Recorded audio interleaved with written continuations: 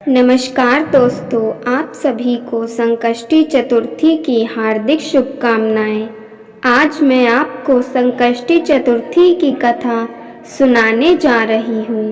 संकष्टी चतुर्थी व्रत करने से घर परिवार में आ रही विपदा दूर होती है।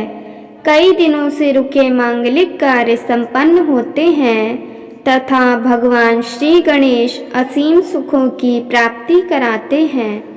माह की किसी भी चतुर्थी के दिन भगवान श्री गणेश की पूजा के दौरान संकष्टी गणेश चतुर्थी व्रत की कथा पढ़ना अथवा सुनना जरूरी होता है। तो चलिए शुरू करते हैं। एक समय की बात है, राजा हरिश्चंद्र के राज्य में एक कुम्हार था। वह मिट्टी के बर्तन बनाता, लेकिन वह कच्चे रह जाते थे। एक पुजारी की सलाह पर उसने इस समस्या को दूर करने के लिए एक छोटे बालक को मिट्टी के बर्तनों के साथ आवा में डाल दिया। उस दिन संकष्टी चतुर्थी का दिन था। उस बच्चे की माँ अपने बेटे के लिए परेशान थी। उसने गणेश जी से बेटे की कुशलता की प्रार्थना की। दूसरे दिन जब कुम्हार ने सुबह उठकर देखा तो आवा में उसके बर्तन तो पक गए थे, लेकिन बच्चे का बाल भी बांका नहीं हुआ था। वह डर गया और राजा के दरबार में जाकर सारी घटना बताई। इसके बाद राजा ने उस बच्चे और उसकी माँ को बुलवाया तो माँ ने सभी तरह के विघ्न को दूर करने वाली संकष्टी चतुर्थी का वर्णन किया।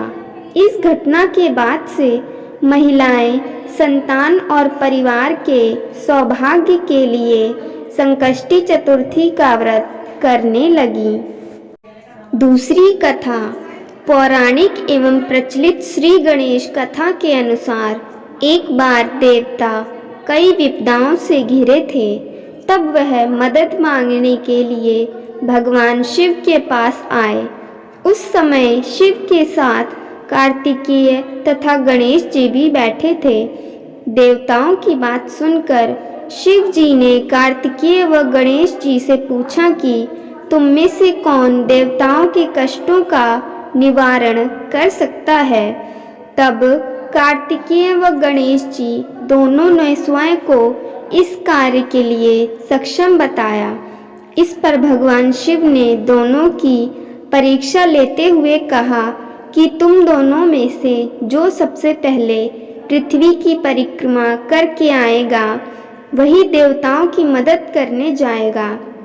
भगवान शिव के मुख से यह वचन सुनते ही कार्तिकेय अपने वाहन पर बैठकर पृथ्वी की परिक्रमा के लिए निकल गए।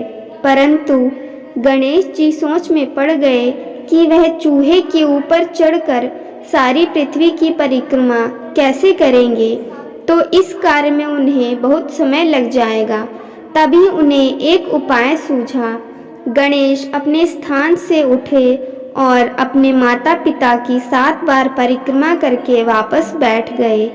परिक्रमा करके लौटने पर कार्तिकेय स्वयं को विजेता बताने लगे।